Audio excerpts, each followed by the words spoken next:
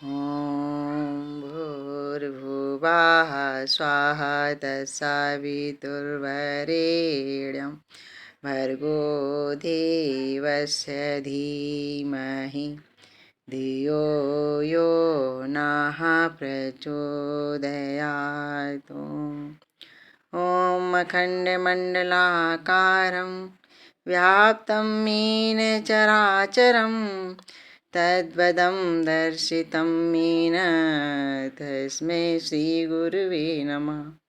मातृवर्तलालित्री च पितृवर्तमार्गदर्शिकः नमोऽस्ते गुरुसत्तायै श्रद्धा प्रज्ञायुता च नः श्रद्धा प्रज्ञायुता च नः।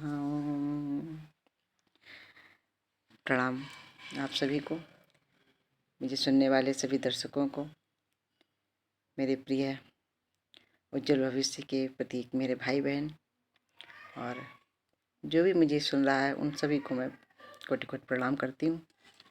धन्यवाद देती हूँ आप सभी को सुनने के लिए। कृपया इसको पूरा से लेकर के शुरू से लेकर अंत तक सुनने का प्रयास कीजिएगा। मैं एक सत्य घटना को लेकर के आपके सामने सम्मुख प्रस्तुत हुई हूँ। परम पूज्य गुरुदेव की कहते हैं हमारे गायत्री साधक, हमारे भाई बहन सभी, पंडित श्री राम शर्मा आचार्य एक अवतारी चेतना थे।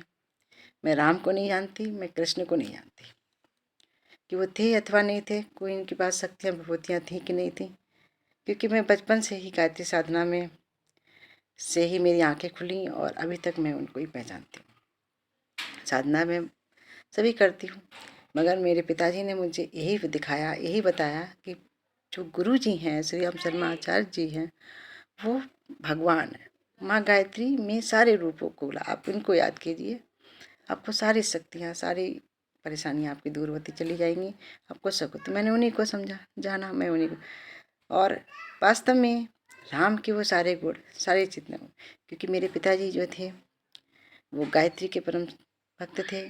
प्रारंभ से, मैं बचपन से लेकर के उनकी अंतिम समय तक यही मैंने देखा कि उन्होंने गायत्री गुरुदेव के सिवा किसी को नहीं माना।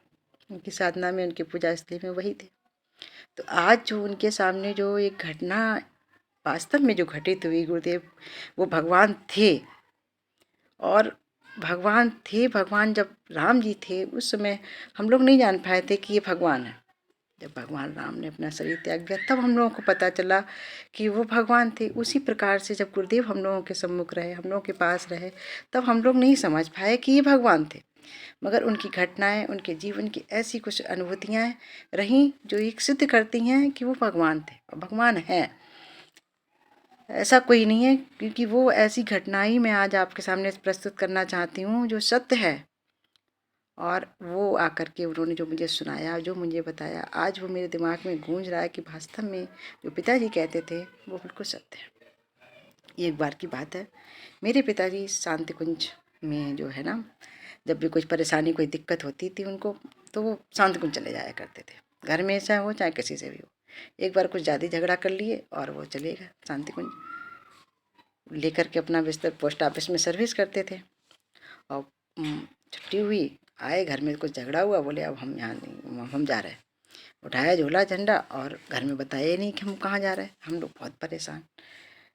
अपना जो एक बैग उनका तैयार रहता था शांति कुंज के कपड़ों से भरा हुआ सूटकेस, जब भी वो जाते थे वही उठा कर ले जाया करते थे। उस दिन भी उन्होंने वही सूटकेस उठाया और लेकर चले गए। और वहाँ पर जाने के बाद में जब वापस आए तब हम लोगों को एक घटना बताई कि मेरे साथ ऐसा ऐसा घटित हुआ। चले गए।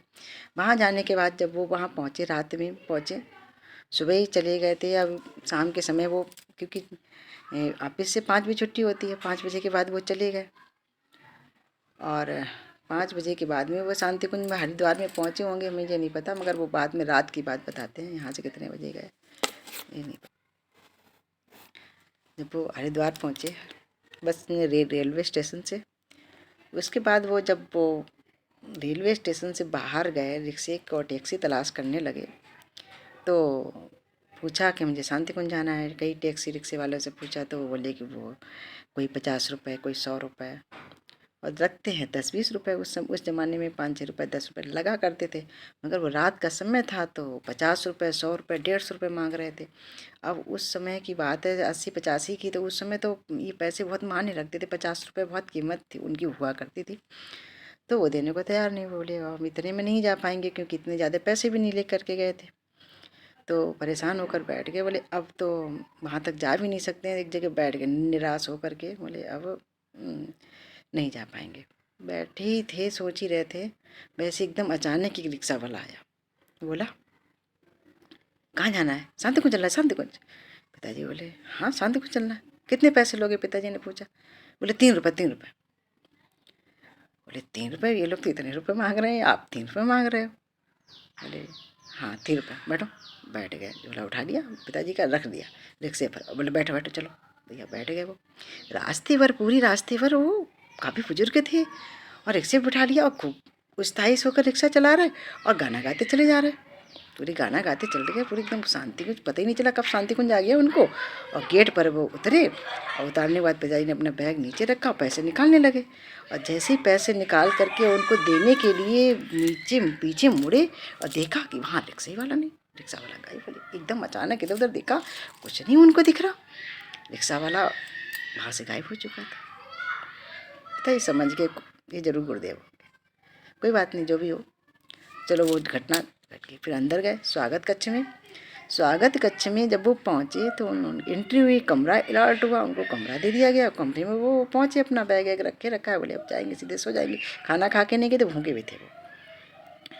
कमरा बंद करने वाले थे ही, वैसे ही एक भाई साहब आए, बोले तुमको गुरुदेव बुला रहे हैं। रात का 1-1:30 बजे और गुरुदेव बुला रहे हैं। पिताजी ने कहा ये कैसी बात है? कोई बात नहीं, वो बैग रखे और गुरुदेव के पास पहुँच गए। गुरुदेव के पास पहुँचे, कमरे में गुरुदेव बैठे हुए अपने बिस्तर पे बैठे।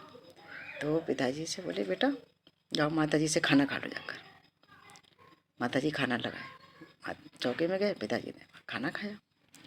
खाना खाने के बाद में जब वो पास में आए, बोले बेटा घर में सब ठीक, कुशल मंगल, सब बढ़िया है, बच्चे ठीक हैं, सब ठीक हैं? बोले हाँ सब बढ़िया। कि अच्छा ऐसा करो, तुम खाना खा लियो और सो जाओ जा कर के, और सुबह मिलने आना हमसे। खाना खा कर सो गए, निश्चिंत हो गए, बढ़िया आराम से, बढ़िया नींद। अब तो शांति कुंज में रहेंगे, मनी में सोच रहे थे। वैसे ही सुबह जब प्रणाम के समय गुरुदेव के पास पहुँचे, नहा धो करके पूजा वूजा करके, वही सुबह 5-7 बजे तक प्रणाम होता है, प्रणाम होता है। उसके बाद गुरुदेव बोले बेटा अब तुम अपने घर जाओ, देखो बच्चे बहुत परेशान हैं, बच्चे बहुत दुखी हैं, और तुम फिर कभी आना, और अभी आप अपने घर जाओ, फिर आना, फिर शांति कुंज में रहना। बेटा झगड़े करके नहीं आते हैं, तुम झगड़ा करके आए हो तो ऐसे नहीं। पिताजी की आंखों में आंसू आ गए। बोले इतनी परम शक्ति से हम मिले हुए हैं, ऐसा अनुग्रह जिसके पास हो, मेरी पूरी वीरा को समझता हो। गुरुदेव के चरणों में पिताजी ने प्रणाम किया। प्रणाम करके वो सुबह ही वहाँ से चल दिए, शाम को आ गए घर पे। घर पर जब आए तब हम लोग खुश हो गए, पिताजी आ गए। और पिताजी जब आ गए तो प्रणाम करके बोले उषा की अम्मा तो गुरुजी से भी शिकायत कर लेती है मेरी। बोले उन्होंने तो मुझे मालूम नहीं दिया, हम लोग बड़े खुश हो गए। तो ऐसी विलक्षण शक्ति बताइए, ऐसी कैसे उनको गुरु कहें, साक्षात भगवान हम लोगों के बीच में रहे, हम लोग जान नहीं पाए, उनको पहचान नहीं पाए। वो तभी नहीं, आज भी हम लोगों के प्रत्येक मार्गदर्शन में, प्रत्येक क्षण हमारे साथ रहते हैं। ऐसी गुरु सत्ता को मैं बार बार प्रणाम करती हूँ। आगे फिर ऐसी कोई अनेक घटनाएं हम लोगों के साथ में घटित हुई हैं, जो मन कहीं और नहीं ले जाता, सिर्फ गुरुदेव के चरणों में ही रहता है। और उन्होंने हर पल हर क्षण हम लोगों का ठेका ले रखा है संभालने का। आज आवश्यकता है स्वयं को सुधारने का, स्वयं को करने का। जब हम सुधरेंगे तो युग सुधरेगा। ऐसे अनेकों नाराओं से उन्होंने भरपूर किया। मैं ऐसी गुरु सत्ता को, परम सत्ता को बार बार प्रणाम करती हूँ। जितने साधक गुरुदेव से जुड़े हैं, जितने भाई बहन जुड़े हैं, आप अपनी निष्ठा को बनाए रखिए, अपनी श्रद्धा को बनाए रखिए, गुरुदेव से जुड़े रहिए। तो निसंदेह चाहे जितने कंटक आपके रास्ते पर आए, आप उनको पार करते हुए चले जाएंगे और अपने जीवन को धन्य बनाएंगे। परम वंदनीय माता जी, गुरुदेव को कोटि कोटि प्रणाम। ओम शांति। आज की बात समाप्त। कोई त्रुटि हो तो क्षमा कीजिएगा। ओम शांति।